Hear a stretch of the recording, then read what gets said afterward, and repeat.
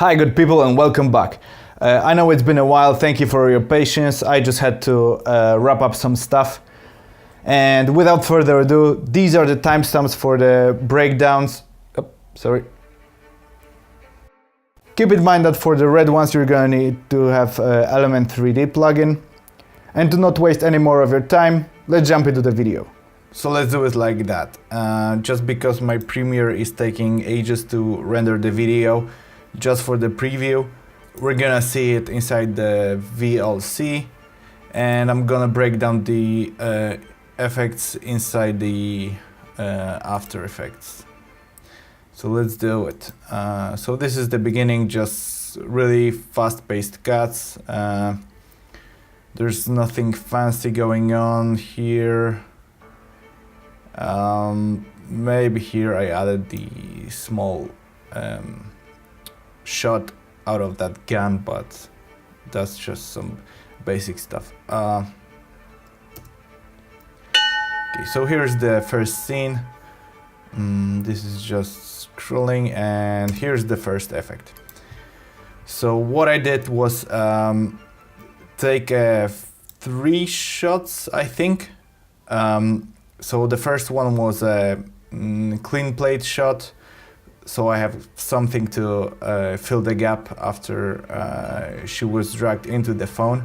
Second one was just scrolling, and the last one was me standing here just holding the phone with a finger, so without the mask. Let me see if I can find it here. Without the mask I am keeping the phone here and just letting it go. I replaced myself with a clean plate shot.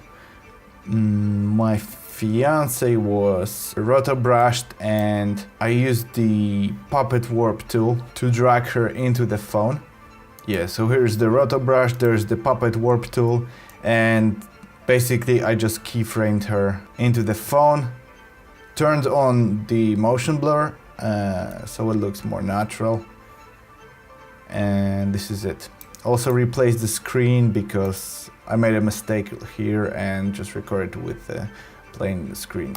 So I made it look like it's still the Instagram. Okay, let's continue. So here's the second shot. Yeah, that's the whole sequence. Let's stop right here. So I zoomed in, matched the hyperlapse video with the replaced screen. So let's run this. So it's going. Right here I masked out the part of the shot just so these two are matching, so it's more seamless. So it's still a hyperlapse shot, then tilt down, and here I masked out that part of the sidewalk. I made it a little more 3D, so I just rotated in a 3D space, got some shading on it just so it looks a little more realistic, gave it a little bit of the rotation, and zoomed into the next hyperlapse. So let's go straight to it. Froze the frame. I did trace the bricks with a mask, applied the Saber plugin, split it into 2 layers. So I have the Saber on the left and the right side. Right behind it there's the next shot, and it's the shot of the tower. So let's see.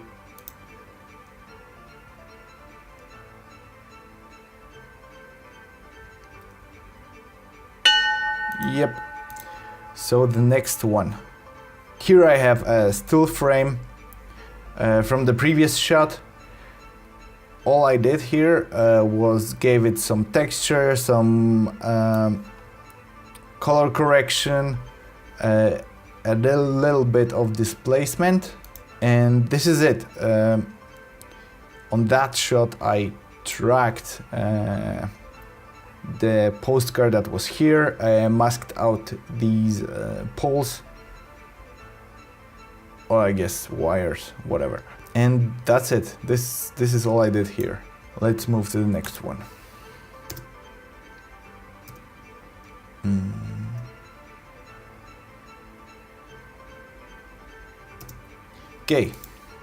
Okay, so now that that's rendered, let's see.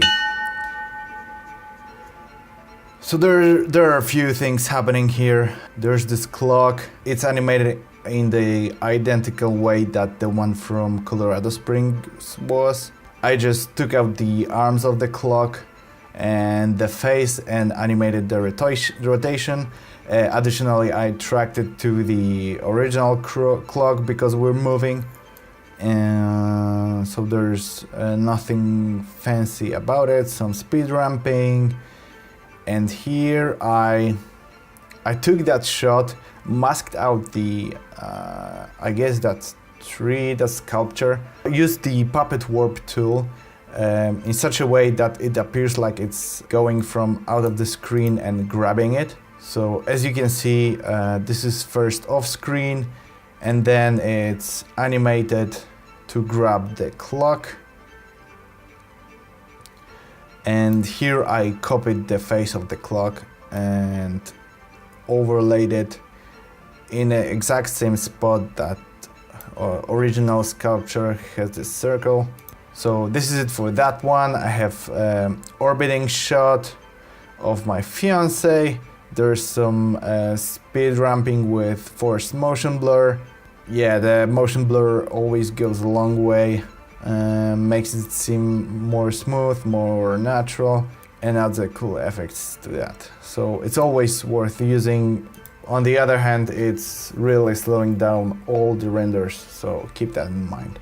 So here's the orbiting shot of my fiance. There's a speed ramp here. Again with the forced motion blur. This was one long orbiting shot around her. And here I just matched the another hyperlapse that I know started on the street. So I matched it in such a way that it looks like it's the same one. Just like zoom in. Here I masked out a bit the exit from that, I guess that tunnel, and brightened it a lot, just so I have this smoother transition to the outside shot. Here I did just a white solid, and I think I turned down the opacity. Yeah, the maximum opacity here is 80%. So I think that was enough just to make a quick bright flash and then fade it out.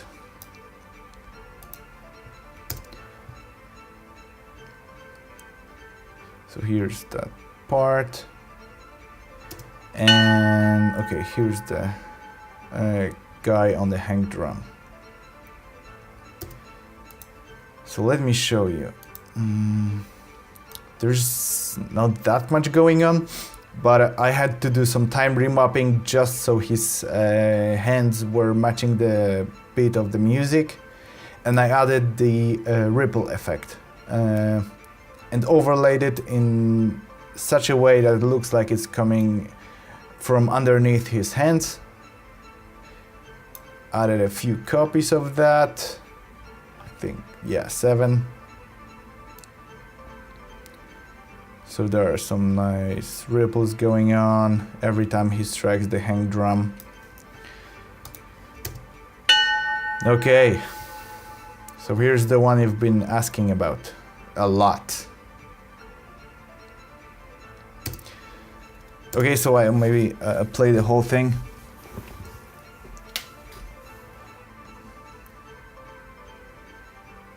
Bang, and the hyperlapse. So that whole sequence was a pain to do, and it was a lot of work. All right, so for this one, you're gonna have to have Element 3D plugin from Video Copilot. So first of all, I had a shot that my fiance was just flipping a coin. The coin fell right down just about here, and I had to mask it out just so I don't have 2 coins in the shot. So here's a coin that I purchased on Turbo Squid with one twist. I had to redo the whole face of that coin. Let me show you. So this is how it looks like in the Element 3D. Let me show you what I had to do to resculpt the whole back. I had few files that came with the model I purchased. However, they are usually fit for a specific 3D software like Maya or the Cinema 4D. So I had to tweak it a little bit. This is what it looks like.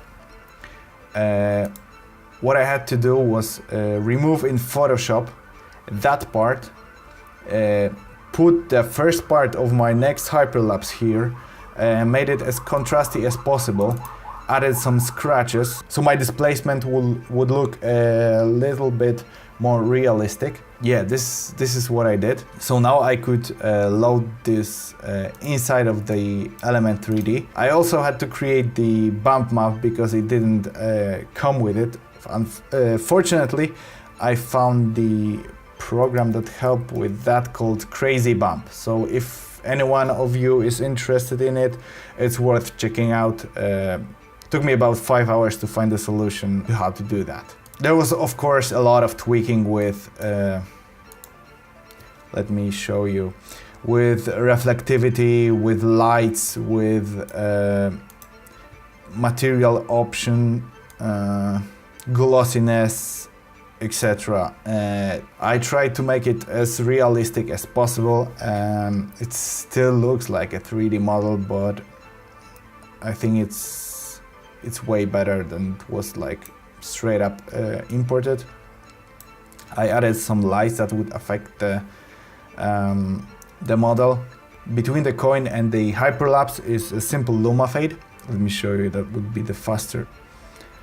So you can see that it's fading here with a luma fade.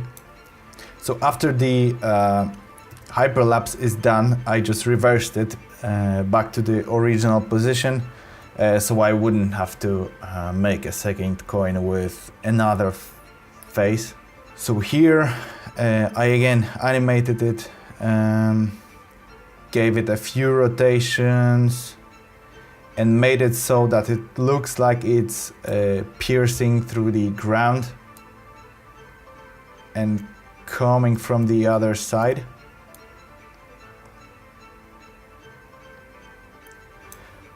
So that was made using some camera work. So I added the camera, animated it, added few dust and debris. So it looks like it's actually piercing the ground. I put here a small ground texture, so it looks more realistic. And it popped out of the other side. Again, I threw in some debris, so it looks more realistic. And just flew the coin out of the screen and proceeded with the hyperlapse. So let's move on. So this is really straightforward. So I've got one clean plate shot, that's here. I've got one when I'm holding the magnet and my fiance is reaching for it. I just masked that part out and it looks like she's grabbing the magnet from here. And this is it. Okay. Here's some normal shots. This is really simple. I just faded 2 shots, tried to match them as best as I could, and just faded them. I think it's here. Yep. So this is just opacity transition.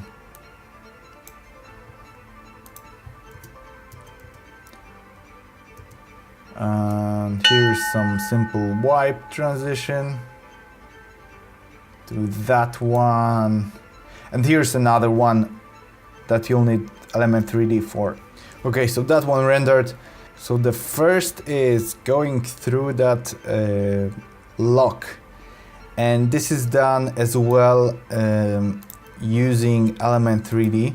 I will link the tutorial for that effect from, I think, Andrew James's channel. He had a pretty good explanation of that. I modified the geometry just a little bit. What you do basically is mask the keyhole, extrude it, do some animation of these parts moving inside of it, and you end up with that. I also added the wall covering the entrance just because it's a padlock, it's not a keyhole. But this is it. The next ones are the what's it called? Manhole? I guess that's a letterbox. Anyway, the way you do that is just duplicate the layer, cut out the letterbox cover and make it a 3D layer and rotate it. Add some motion blur, some speed ramping. You can even see me here, I think, yeah. All tired from walking all day, making videos just for you. No, just kidding. Anyway, it ends with a hyperlapse. I think that one's reversed. And this is really simple eye transition, very popular. You can search for it on YouTube. I won't even break it down that much. There are some puppies. Anyway, thank you very much guys for watching. I hope you learned something new, or at least know what to look for. If you have any more questions, just let me know in the comments below. I'll try to post more often, but actual travel videos just take a really long time to edit, and I just don't have that much time to travel right now. But we'll see. If you enjoyed it, please subscribe, and I'll see you next time. Cheers.